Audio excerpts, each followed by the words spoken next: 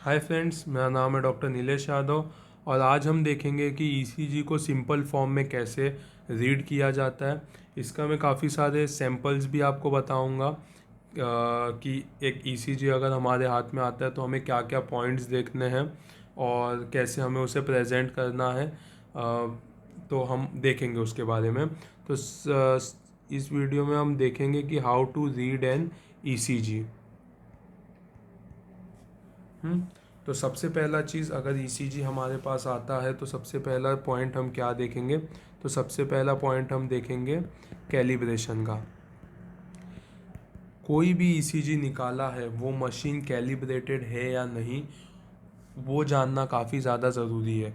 क्योंकि ईसीजी सही आया है कि नहीं, वो जानने के लिए मशीन का कैलिब्रेशन ठीक है कि नहीं, वो जानना ज़रूरी रहता है। तो जैसे कि मैंने अपने वीडियोस में बताया कि आपको कुछ इस तरह का एक सिंबल देखने मिलता है, जिससे हमें पता चलता है कि हाँ, जो ईसीजी मशीन है वो कैलिब्रेटेड है और उसका ईसीजी है वो ऑलमोस्ट सही इम्पल्स को कैच कर रहा है। तो ये चीज़ जानना बहुत ज़्यादा ज़रूरी है। दूसरा चीज़ हमें क्या देखना है, तो दूसरा चीज़ हमें देखना है वो है लीड प्लेसमेंट। लीड का जो प्लेसमेंट है, ईसीजी निकालते समय जो लीड्स है वो सही प्लेस किया है या नहीं, वो चीज़ हम देखेंगे। वो चीज़ हम कहाँ देख सकते हैं, तो वो हम देख सकते हैं लीड 1 और AVR में। तो जैसे कि हमें पता है कि लीड 1 में जो पी वेव, QRS कॉम्प्लेक्स और टी वेव, ये जो लीड 1 में होते हैं वो हमेशा अपवर्ड होते हैं, अपवर्ड प्रेजेंट होते हैं। और जो AVR है उसके अंदर कैसा होता है, पी वेव, QRS कॉम्प्लेक्स और जो टी वेव है वो हमेशा कैसे होते हैं, इन्वर्टेड होते हैं AVR में। तो अगर हमें किसी भी ईसीजी में AVR पॉजिटिव दिखता है और लीड 1 नेगेटिव दिखता है, तो उसका दो मतलब होता है। या फिर लीड का प्रेजेंटेशन जो है वो रॉन्ग है, मतलब लीड ठीक से नहीं लगाया है। या फिर सेकंड ऑप्शन ये हो सकता है कि वो पेशेंट को डेक्स्ट्रोकार्डिया है। ये दो चीज़ हमें इससे पता चलता है।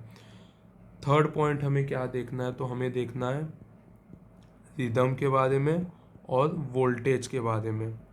हम्म तो रिदम में हमें क्या देखेंगे कि रिदम जो है वो रेगुलर है या फिर इरेगुलर है।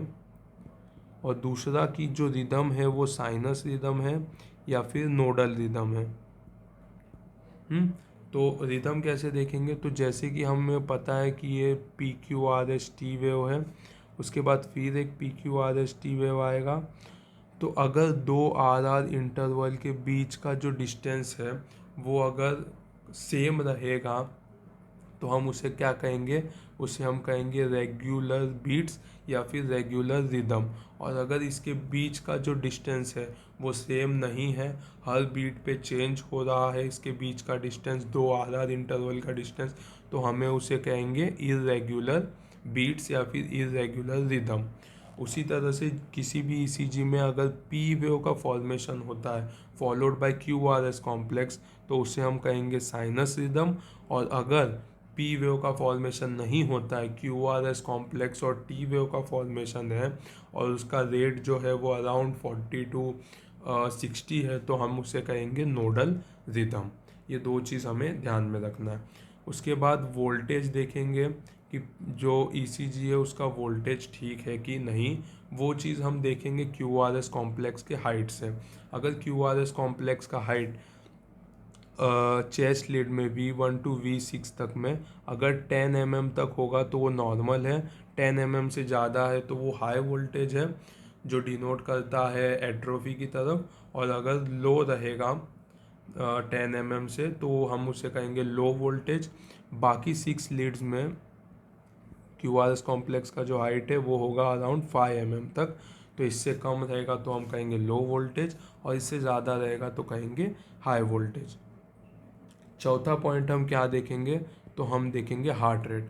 तो हार्ट रेट के बारे में मैंने अपने वीडियो में भी बताया है। उसका एक सिंपल फार्मूला है, heart rate is equal to 1500 upon number of small squares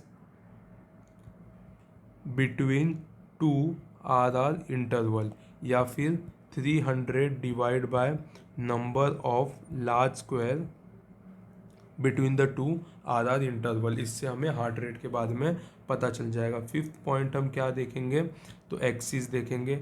axis में हम देखेंगे कि एक्सिस जो है वो नॉर्मल है या फिर लेफ्ट एक्सिस डेविएशन है या फिर राइट एक्सिस डेविएशन है या फिर एक्सट्रीम राइट एक्सिस डेविएशन है। ये सब चीज़ों के बारे में हम देखेंगे। सिक्स पॉइंट क्या देखेंगे, पी वेव के बारे में देखेंगे।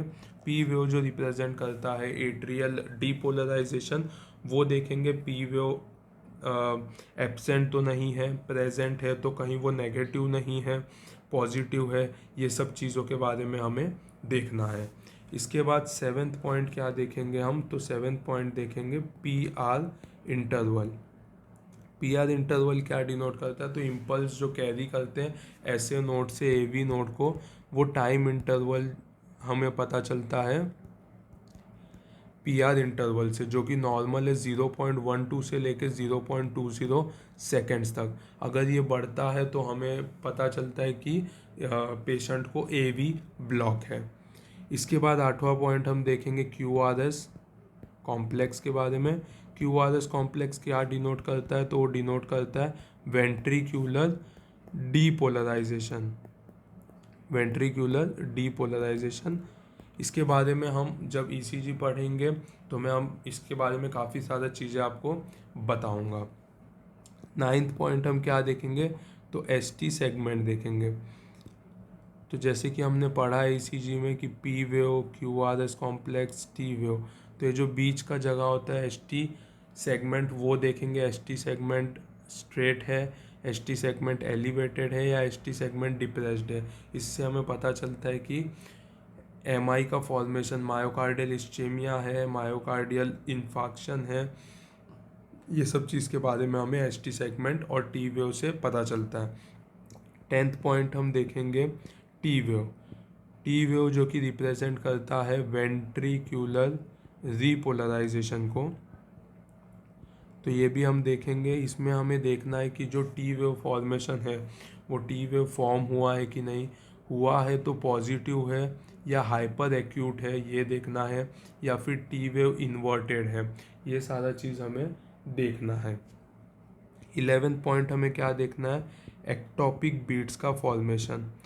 एक्टोपिक बीट्स क्या होता है, तो कोई भी extra beats other than P Q R S T form होता है तो हम उसे क्या कहेंगे, एक्स्ट्रा बीट्स या एक्टोपिक बीट्स। तो एक्टोपिक बीट्स फॉर्म हो रहा है कि नहीं ये चीज़ देखेंगे। और 12th पॉइंट क्या देखेंगे, तो कंक्लूजन। ये 11 पॉइंट से हमें क्या कंक्लूजन मिलता है, हमें किस तरह से इसे प्रेजेंट करना है, ये चीज़ भी हम यहाँ पे देखेंगे।